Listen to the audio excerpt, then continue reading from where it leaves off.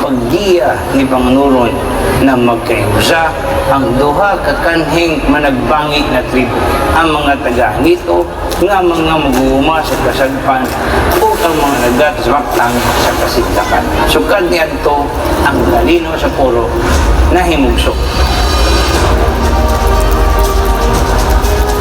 Ug karong gabi na pinagi sa modernong sasaw, among ipasundasag kaninyo ang istorya kung diin nagkayusa na usab ang mga purohanon sa pakigbatok sa mala na mananap sa dagat na gitawag na dapat. Uban sa dakong garbo o kalipay, akong idalit kaninyo ang contingent numero 19 gikan sa lungsod sa Poro Panagbagat Festival.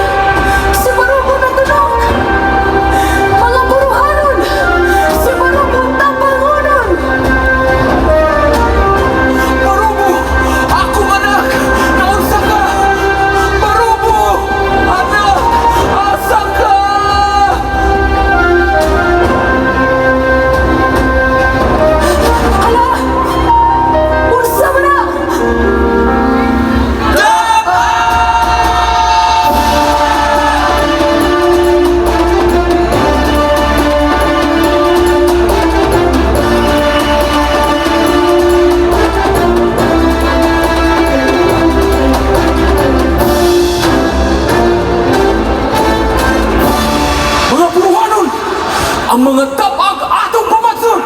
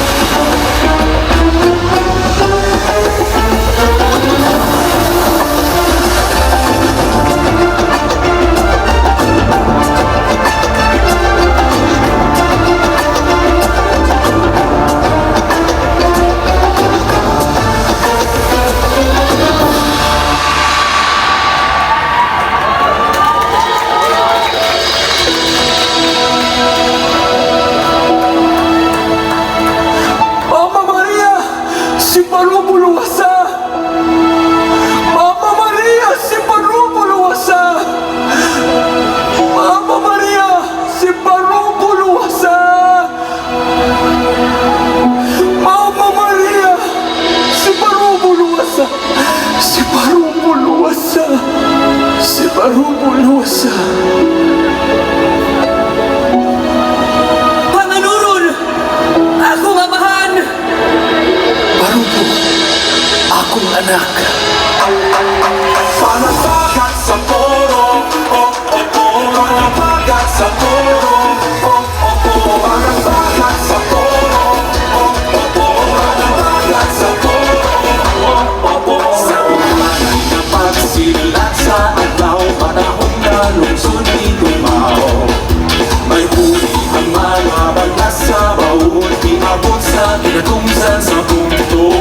Pati pa sa balaan suklado, may lupakat ni Boy at yung panahon. Ang tagkaan ito ang mag-uuma, tukang mga tagapatang mananagat. Puro ang mauswagon, paltazon na panamuon. Panabagat sa puro, nabalik na sa ating buhay. Panabagat sa puro, piling sa dihan. Dahil ang nagsasakita, hindi simbolo sa pandangin lusan. Dasol sa puro, dasol kamutan para sa mga tao. Hindi ang huli sa sukilado, dalang